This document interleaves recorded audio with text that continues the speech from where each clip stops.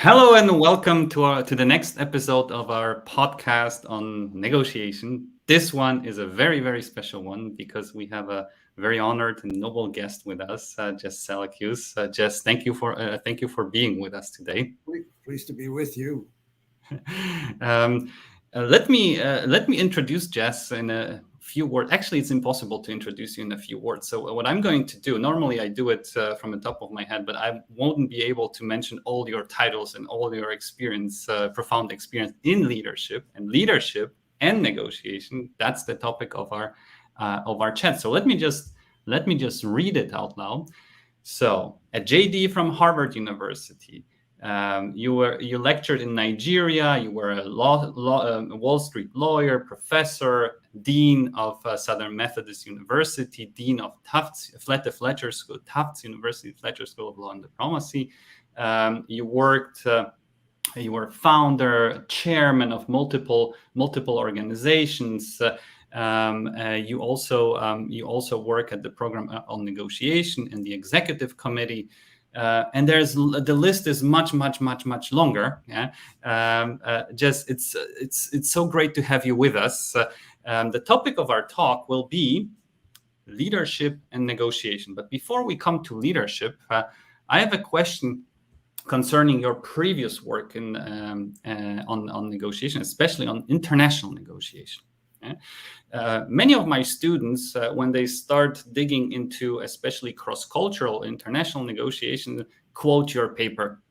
So how did your interest migrate from the area of international negotiation to leadership? What was the triggering moment? Well, the triggering moment was when I became a leader, when I was appointed dean at SMU Law School. That was really the first big, significant leadership position I had. And then as I got into it and saw what it demanded of me and what I had to do from day to day, I suddenly realized what I'm doing all the time is negotiating. I'm negotiating with the president of the university. I'm negotiating with the provost. I'm negotiating with the other deans. My day was a constant day of negotiation. So that was the connection that at least as far as I was concerned as a leadership, as a leader, negotiation was a fundamental tool. And the more I talked to other deans and the more I talked to other leaders over the years and did some research, I began to say that they felt the same thing too. So that was the link between negotiation and leadership. And I realized that many of the skills that we use in negotiation, you apply. And as far as scholars go, many of the scholarly concerns that we have as in studying studying negotiation also apply in leadership. So there was what it was is one of the reviewers of my book said I was linking the dots between these two separate disciplines, that is the discipline of negotiation and discipline of leadership, that I was linking them together in that book, Real Leaders Negotiate. Yes, these books are here lying next to me. That's the one probably you're referring to. There was another one on leadership called Leading Leaders. The newer one is called Real Leaders Negotiate. And connecting the dots is a good topic.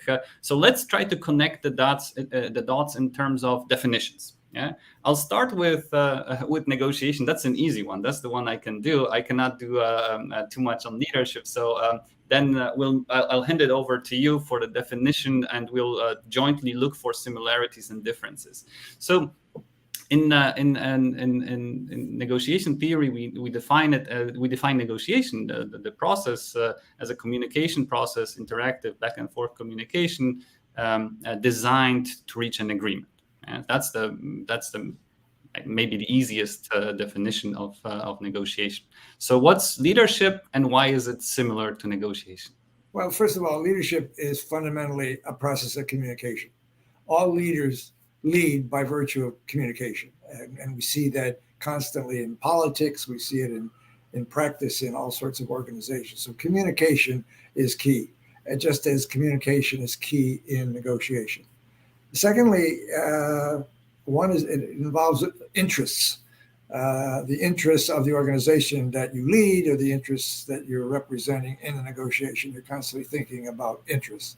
I always have, when I think about interests, I think we as scholars in the area understand the meaning of interest. But one time I was teaching a course at the Harvard program on negotiation, and I kept talking about interest, and one of the attendants at the organization said at the meeting, said, "Well, what do you mean by interest? Do you mean what I do on the weekends? You mean my hobbies?" And I said, "No, it's not your hobbies. It's not what you do on the weekend. It's what's important to you.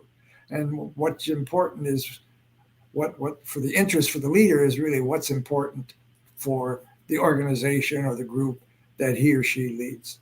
So that is certainly another action. And the other thing is, what we're also looking at is future action. The negotiations we're talking about are an agreement, not just an agreement, but an agreement on future actions that the participants will make, whether it's a peace treaty, whether it's a business deal. And I think leaders are also talking about the future. They're talking about the future of the organization and how the members of the organization have to behave and have to conduct themselves in order to achieve organizational goals. So I think it's also about power. Power is the ability to move a situation in a particular direction. As negotiators, we're concerned about power, and as leaders, we're also concerned about power. How do we move this organization in a way that we want to do that for the benefit of the members? So these are some of the similarities that leaders and negotiators have to think about. And I really do think that the preoccupations of both are intertwined. And I think most times a leader who has to negotiate in order to achieve his or her goals. Mm-hmm. That's a long list of similarities. Let's think about differences, and one of them is maybe in the area of who's calling the shots. Yes, who's making the decision ultimately, right? In negotiation, we define it as a joint decision-making process, where there is an agreement only if both parties say yes to it. How is it with leadership? Do we need? Well, I think there are leaders who kind of are autocrats, where I make, the leader declares I make the decisions. But I think that in many organizations that are effective, there is a joint process. One of the things that I did, for example, both as dean at SMU, dean of the law school, and then dean at Fletcher, as soon as I got in, one of the things I realized is that in order to map new directions for the organization, that is something I can't decide. It has to, we have to decide. We have to start thinking as we. And what I did in both cases was to start a strategic planning process. The purpose of the process was not only the end result, but was also to develop a process whereby people learn to work together and come out and make decisions together. So I think that leadership is also very much a joint process. At least that's my philosophy of it. I think there will be some autocratic leaders that may dispute that. But I do think that particularly in modern forms of organization, particularly where you're working with highly educated individuals, whether they're researchers, scientists, professionals, it has to be, to a certain extent, it has to be a joint process.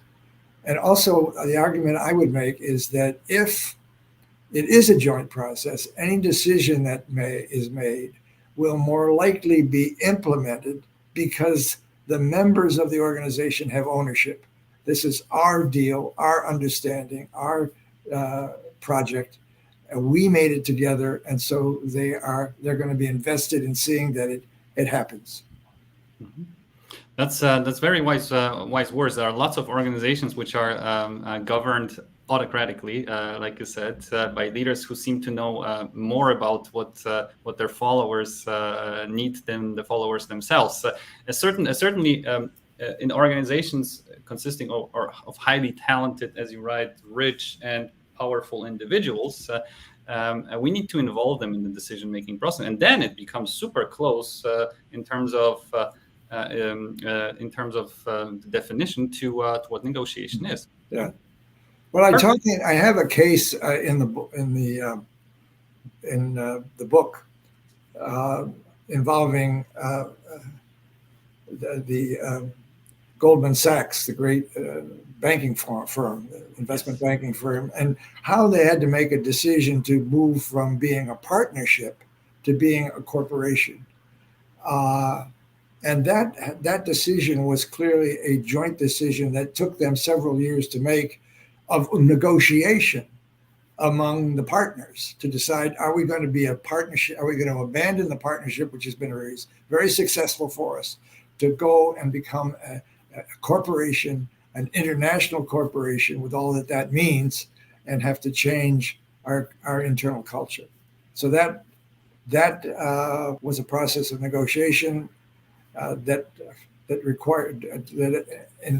ended in a decision to abandon the partnership form and to become a corporation. Yes, and go public. Yes, I remember it took him 20 years, right? Or more. Yeah, it was, I think, about 12 years, but 12 years of constant discussions. The autocrat would throw up his hands and said, who can, I can't waste my time on that. But I think that what's going to happen if they don't agree, particularly is that they take their money as partners and leave, or they take their skills and leave. And I think in organizations, you begin to realize that your assets are the people that are working with you, working in the organization, and one of your goals is to keep them in place. I couldn't agree more. When we look at the leaders themselves, you write that leaders are a primus inter pares, right? So what's in your opinion, what makes a leader a primus? What is it more? Is it more charisma? Is it intellectual brilliance, or would you say that it's rather empathy and willingness to consider other in the interest of his or her followers? Where would you see primus on these continuum? Well, I think a primus inter pares means that the pares have something to contribute to the process. It isn't just you're not only the first of the type. The organization can't function without the others, without the pareses. It doesn't work that way. So I think that it's important that you appreciate that. And so when you use the word charisma, I hear it in all the literature and discussions about leadership. I always hear the word charisma, and I frankly don't know what that means. I hear it a lot. So and so has charisma. Well, what does that really mean? And in particular, and how do you get it? And does that mean someone that is who can stand up and give great speeches? What does it mean? I think it also means that what's important about being primus inter pares is that you have the confidence and trust of the other parties that you're leading. And I think that's really key. Partnership is really, or trust is important for leaders to gain the trust, not only to gain this trust, but to hold the trust of the people that they're supposed to lead. That's a very interesting. In your book. I found it super interesting that you look at the task of the leaders not from the perspective of what they do, but what is expected from their of them by the followers. Yeah. So you call it the demand side view, yeah. And you mentioned also a few. I think seven tasks. We'll mention all of them very soon. But why did you decide to look at leadership tasks from the demand side rather than the? We say we want leaders. Every organization must have a leader. You hear that, and I kept asking why. what is it that the leader gives the organization? In other words, you pay the leader much more than often than the others. You give them all sorts of benefits. Well, what is it that you're buying in this marketplace? What is it that they're giving you? And if you read the memoirs of leaders, they'll tell you. They tell you what they did. So that's the supply side. What I did, I did this. We merged with another company, or we introduced a new technology. But I think the more important question is, what's the organization need? And I think that when you begin a search for a leader, I think that's the very first question that the search committee needs to ask. Not who do we go out and get here, but what is it that this organization at this particular time needs in a leader? And I think that once you've asked that question, and in any depth, that helps you decide the kind of person that you want. Because the person who you want in 2022 may not be, as the organization evolves by 2030, may not be the kind of person that you need to lead into 2030, 2040, 2050. So that's why I said, okay, what is it then that we get from leaders? And I looked at what I call the tasks of leadership, and I identified what I thought were 7 important tasks. One is direction, to move the organization in a particular direction that it needs to, either to survive or to thrive. And second is to build what you might call build community, building team building. You have all these individuals in an organization. They all have their own individual interests. They have their individual concerns. How do you pull them together so that they work together and work as a team, as a community? And that you look often to the leader to do that. Third is conflict resolution. Any organization, and certainly any university, and Remy, you can probably affirm that as well as I can, is filled with conflict. That's the nature of human beings. Doesn't mean we're killing each other, but there are conflicts. There are differences of opinion. And that often have to be sorted out if that organization is to move forward effectively. And we often look to the leader, at least to start that process. How do we deal with our internal conflicts? The third is education, and I think this is one that we often forget.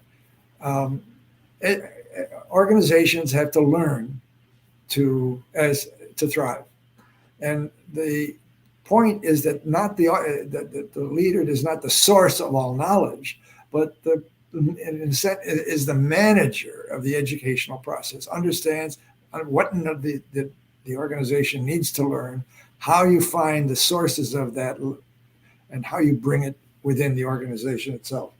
And then finally, I talked about motivation is another one. It's one thing to get people to agree on a direction. It's another thing to move them really in that direction.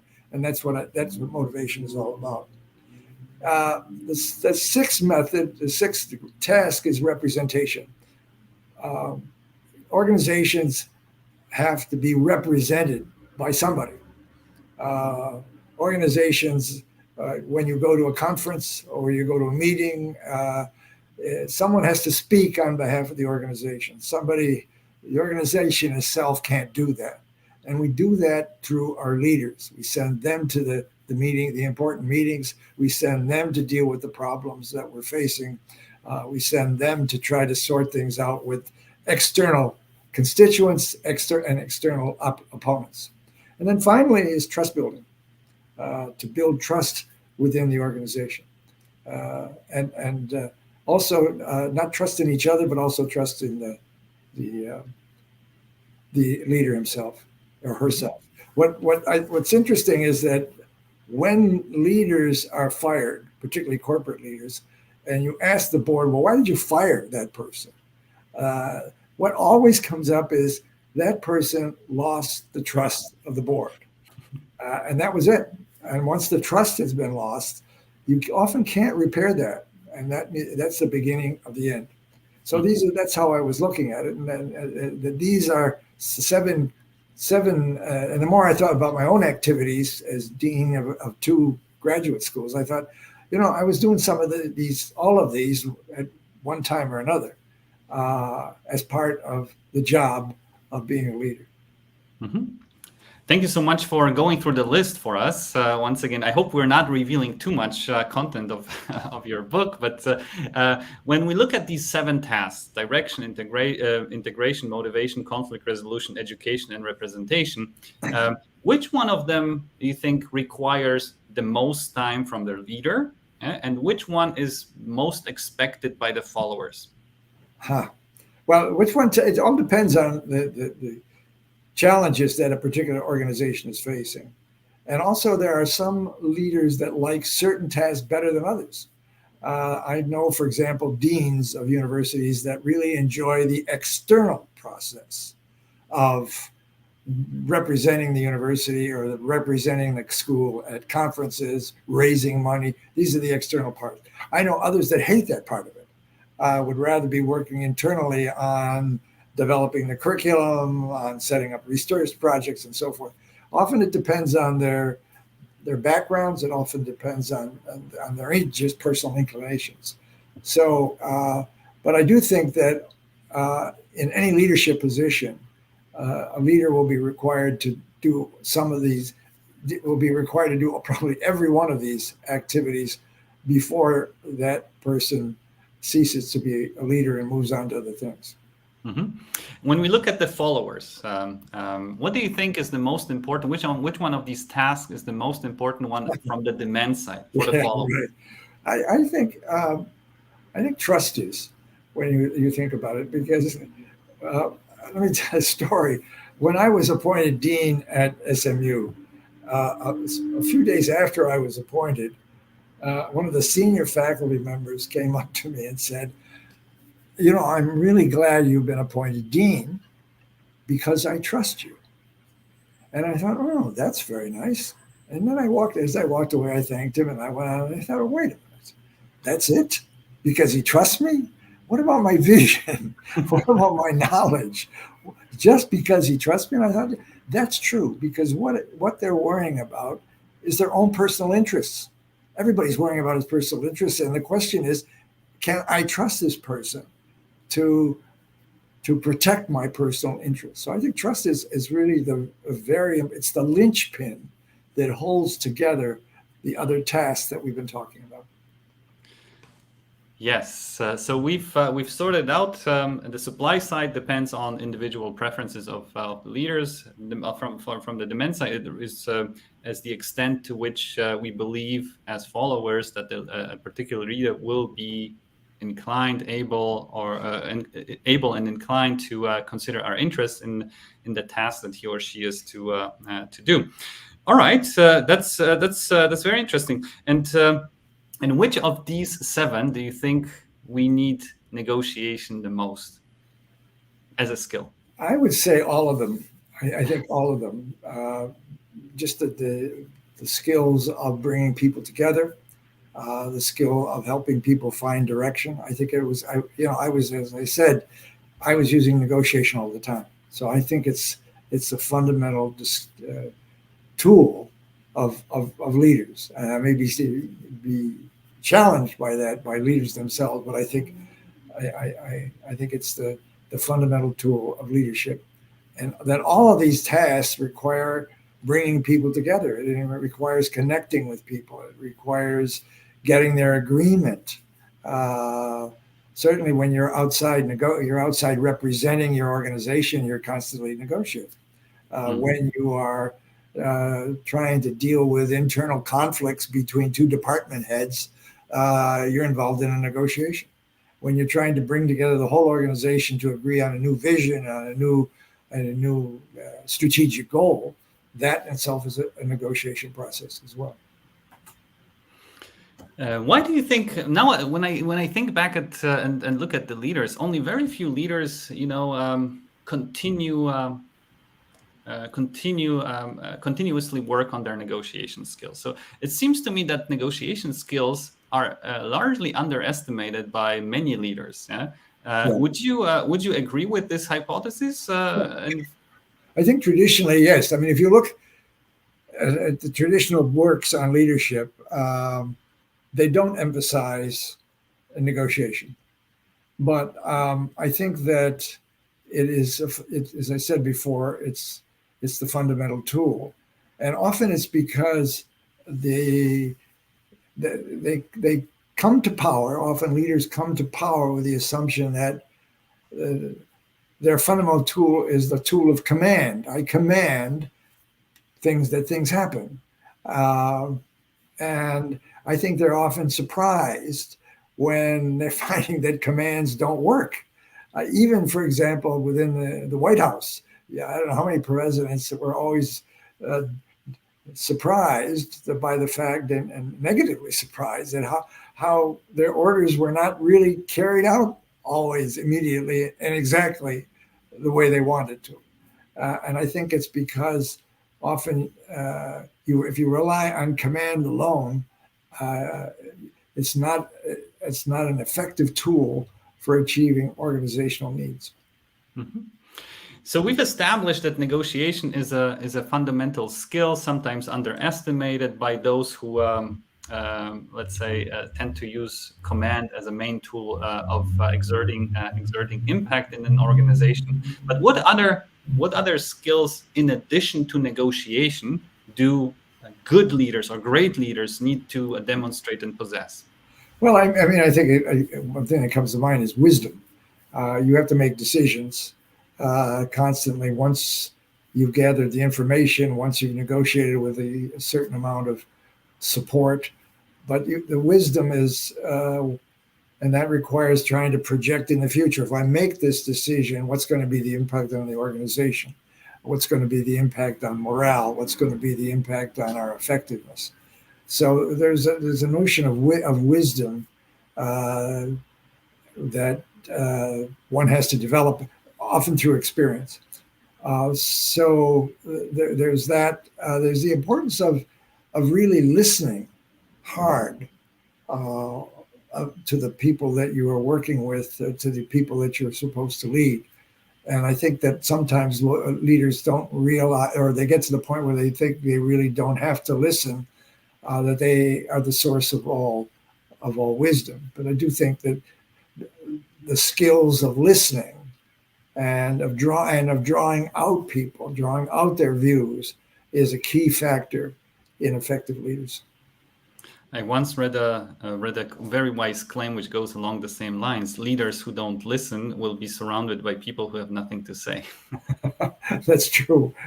That's true. Yes.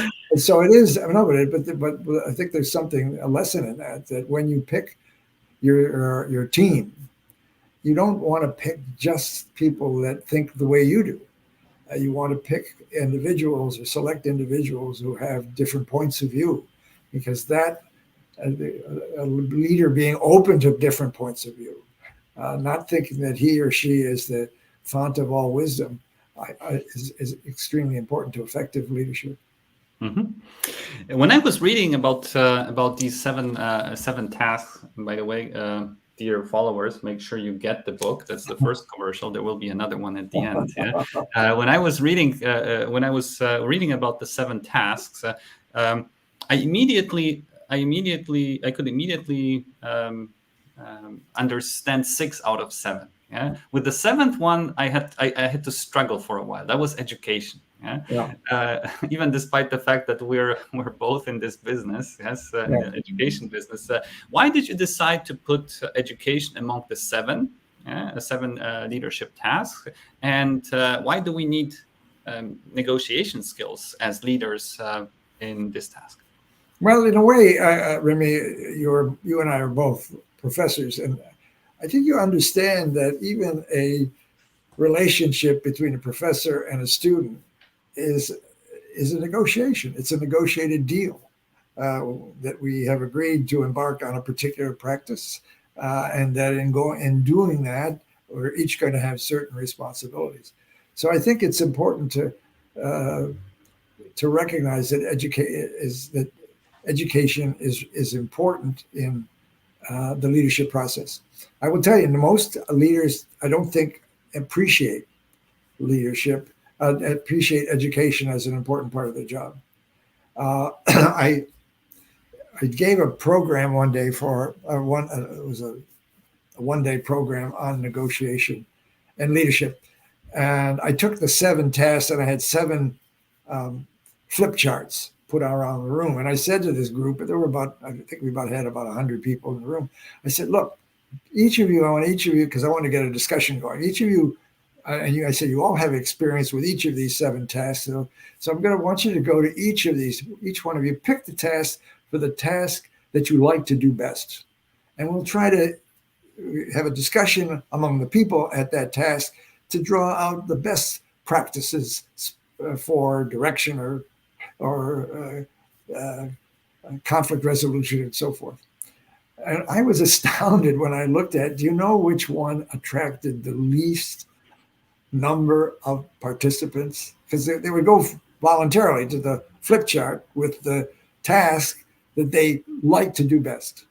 It was education.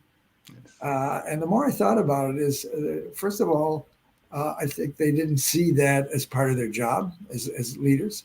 Second of all, they often felt they weren't trained to do that.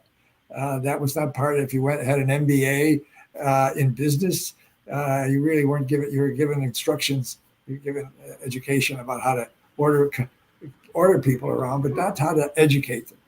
And as a result, I think they felt that that's the one they were least effective at, and they had least confidence in their ability to pursue.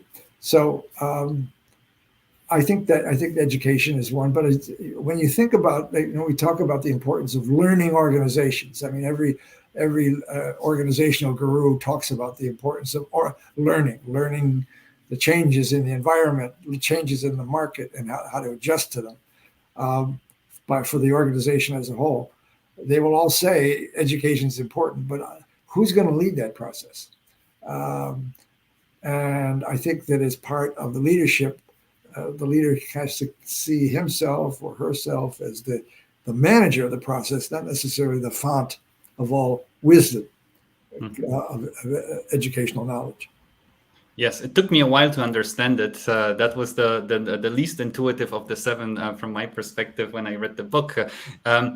There was one I remember you use a few times. You say that leaders are cheerleaders, and then I thought, okay. And then I thought, why isn't communication one of these 7 tasks? Is it? I know it's obviously negotiation is nothing else than a communication, but and the question is why you decided to go on a more specific type of task rather than including communication as more generic one. Well, that's a good question. Now you're making me your review of my whole philosophical development here. I think that when you say communication, yes, it was too broad.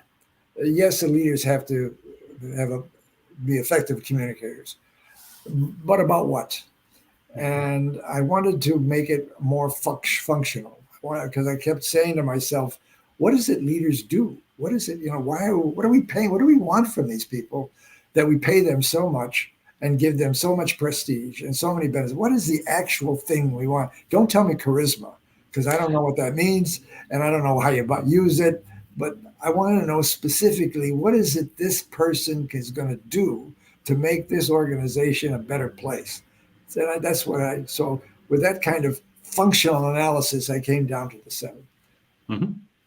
Got it. Yes, that was my working hypothesis. I was thinking that probably communication is too generic. Yes, this question about what explains why it had to be narrowed down into something more specific. Right.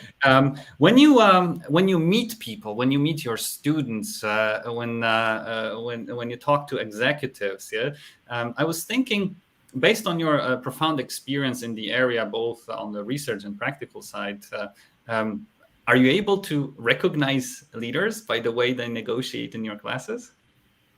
Leadership potential, let me put it like that. Leadership potential, that's hard to know. You do see in students, this isn't just in the negotiation classes, but in others, the way they relate to other students, um, as having, particularly if they're open to other students. Uh, uh, they they they have a connective. They're able to make connections with other people, with other faculty, and they were willing to take on an activity or something that's required for the organization without necessarily being asked. There was a certain volunteerism. I think when you see that, you begin to think, well, that person may develop into a leader. But in a place, for example, like the Fletcher School, we had a lot of leaders. I mean, they're coming from 65 different countries, different cultures, and so forth. So often we find in our graduate schools, I think we find lots of leadership material. The question is whether that will materialize once they leave into a true leadership position. Mm-hmm. Well, in one of chapters, I highlighted a quote from Napoleon. You quoted that leaders are dealers in hope. Yes, yeah. And then it made me think. I paused for a while, and then I thought, how does it relate to negotiation? Are negotiators dealers in peace? Well, that's a good question. I think negotiators also are dealers in hope, in the sense that when you're making a deal or an agreement, and if you're going to try to persuade the other people to accept it, you've got to convince them that this deal, whatever it is going to lead them to a better place. In other words, give them the hope that by coming to an agreement, a peace deal, for example, I've got to sit down with my enemy, that this is going to make you, put you into a better place. And in order to make that agreement, then they've got to have a certain amount of hope and confidence that the other side will behave the way you want them to behave. So I think negotiators are, in a sense, dealers in hope in that sense, that you have to convince, particularly when you're making, whether it's a merger and acquisition agreement, whether it's a peace treaty, whether it's a sales contract, the other side that good things are going to happen, and to take hope in a better relationship and putting you in a better place as a result of agreement. Yes, absolutely. I couldn't agree more. And indeed, in both activities, leadership and negotiation, we are shaping the future, right? Yeah, we're yes. making a decision or a series of decisions that ultimately determine our benefits. Leaders, not only for himself, but also for many other people who are looking up to him or her as followers or members of his or her organization. In negotiation, it's between two or more parties that are engaged in the process. Mm-hmm. It's about their future and the ability to meet the expectations that they have with respect to generating more than they have today. Yeah, well, that's true. I would like to ask about the dedication. I think you dedicated your book to Olivia, and you also Olivia. Yeah, she's my. Well, actually, all of my books have been dedicated either to one or more of my grandchildren, and the last of my grandchildren was Olivia, and I always looked at her as and I think her brother and sister had once said to me that she is a negotiator. And the story I tell in the book, if I can tell it, is that when she was close to 2 years old, she was she is a very bright little girl, and but she had a pacifier that she had in her mouth, and her mother kept trying to get her to give it up. So my daughter and I were sitting in the backyard talking, and all of a sudden Livy comes up with a book under her arm, and she plops down next to her mother, held up the book and said, "Read, Mommy, read." And my daughter said to her, "I'll read to you if you give me the pacifier." And she held out her hand. And there was this quietness between the two of them. Being a student of conflict resolution, I was really intrigued as how is this going to end up? There was no crying, no pouting. There was just a staring down. I mean, it reminded me of it must be the negotiation between the U.S. and Iran, where we say you got to give up your nuclear program, and the mother said, "Give me I'll read you if you give me your pacifier." And Libby said, "Mm-mm." The head was shaking. It was no. And just as Iran said, "No, we're not giving it up." So so I watched that, and finally what she did was she took the pacifier out of her mouth, but she didn't give it to her mother. She put it down next to her own leg, where she could grab it at any moment if need be. So this was a counteroffer. That's basically what it was. It was a counteroffer. And ultimately, she got her reading. She got the reading that she wanted. And she eventually, of course, gave up. So I was very intrigued at this negotiator, this 2-year-old negotiator who seemed to learn. As I looked at the skills that she displayed, one is she controlled her own emotions, no crying, no yelling. Second of all, she really spent some time thinking about the situation in which she was in, and third, she looked for other options. She was a problem solver, so she came out with. So in the end of the day, she achieved her interests, and for that, I think of her as a effective negotiator. Whether she'll be a leader or not, that's another matter. We'll wait and see. I'm sure she will. She has very good genes, apparently. Yes. Just let's talk a little bit about life after leadership. Life after leadership. I remember towards the end of the book, you said that you had received offers to become the president of a few universities. And after a few days of consideration, you declined all of them and came back to your previous task as a professor, as an educator, as a researcher. I was wondering what led you would have. By the way, I can imagine they would have been that many schools would love to have you as their president. Yes. So I was wondering what led you to that decision. I know that you never regretted it. Yes. But what was you never mentioned why. Yeah, you said that. First of all, I want to clarify. I didn't get offers. I was asked whether I was interested in getting into the process, and that's very different from an offer. So. I think it was that I had been dean for 15 straight years. I had been dean for 6 years at SMU and followed directly by another 9 years at the Fletcher School, which in both situations, I loved both jobs and I loved both schools. And it was something I found very satisfying. But I felt that at this point, if you become a president, maybe a lot of it is more of the same, more fundraising, just more of the same, but in a different scale. And I wanted to get back to my writing. I wanted to get back to my scholarship because that's something I valued. And so that it was a question of what I wanted to do and what would please me more.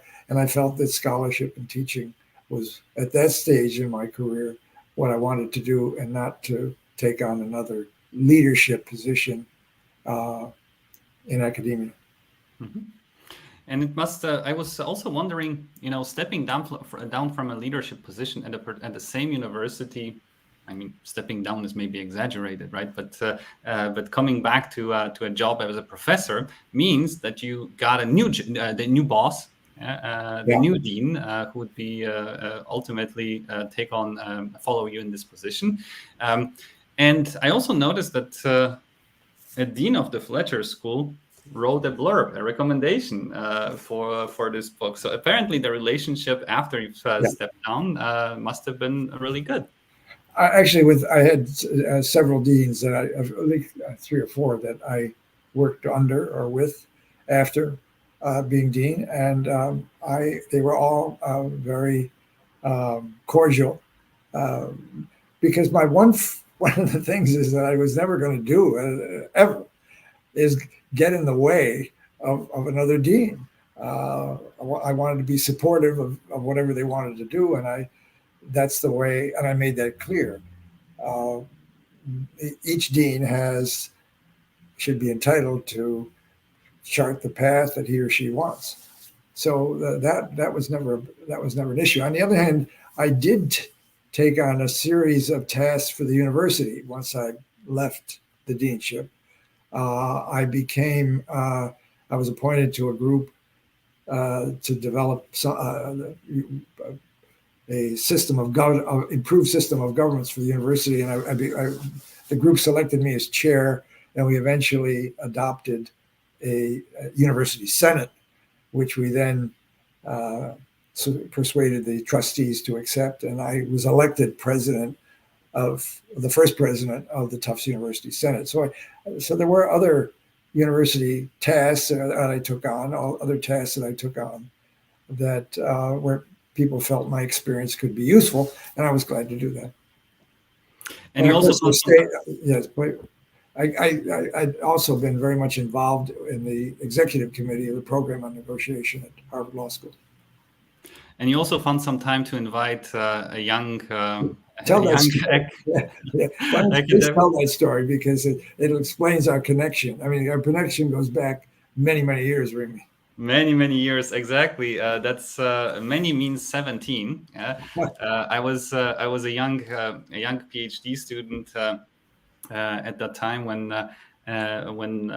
my supervisor told me, "Hey, maybe negotiation is not my main focus, the main focus of my work, but hey, go out there and find someone who would help you." Yeah? So I set on a quest and contacted a couple of people who I had a lot of respect for, who are known in the area, especially of international negotiation, that I was very interested at the time.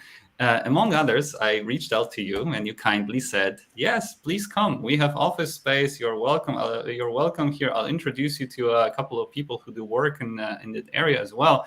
And I did get to spend some time with you, with the colleagues in program on negotiation at Harvard Law School.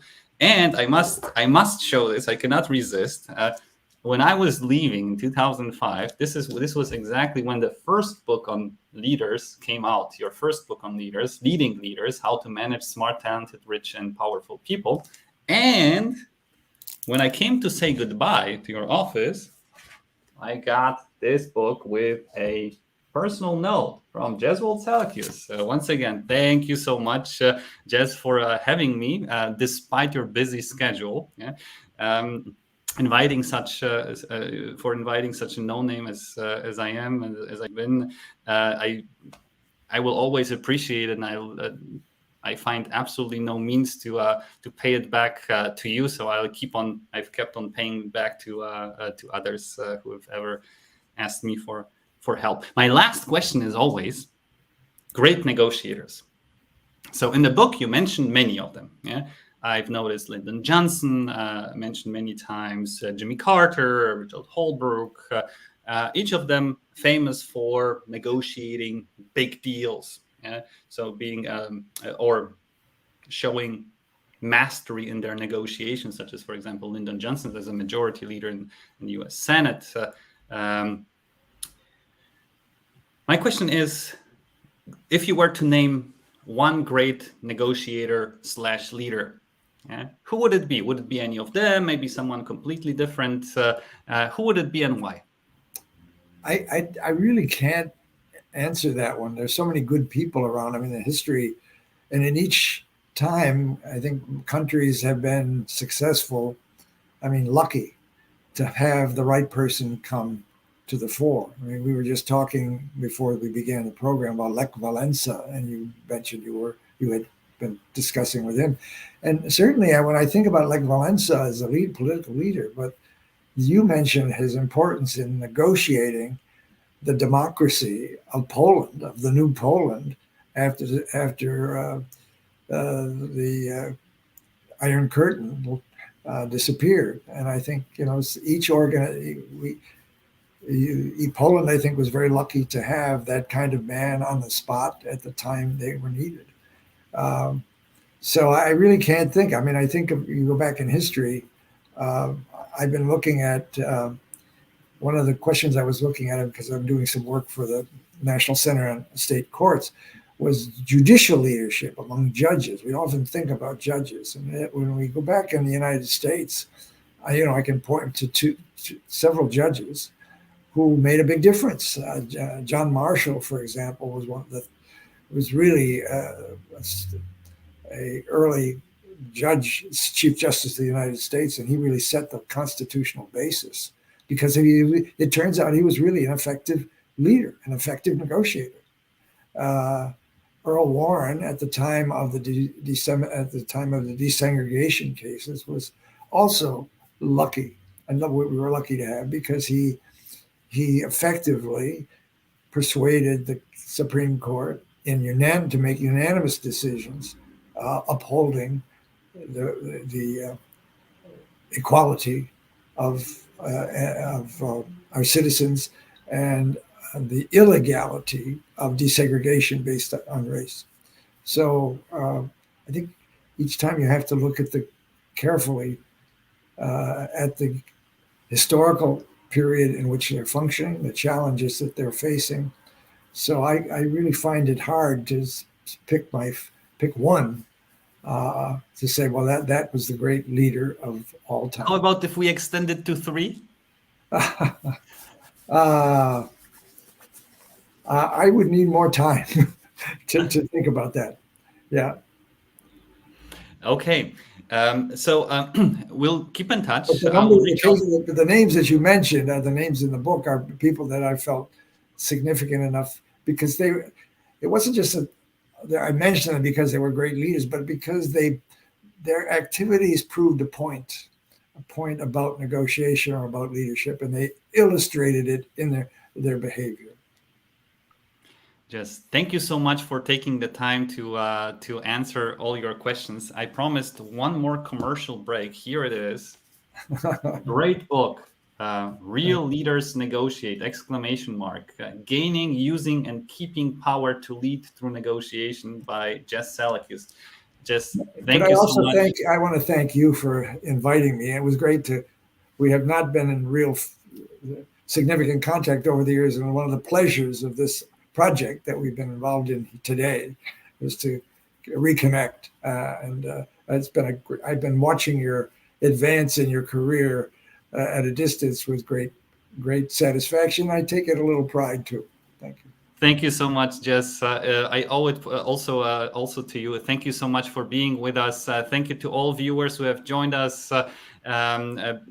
Next episode, next week or in 2 weeks, will be on negotiation, conflict resolution, and games with Mark Young. Thank you so much, Jess. Good night, good evening, goodbye. Bye-bye.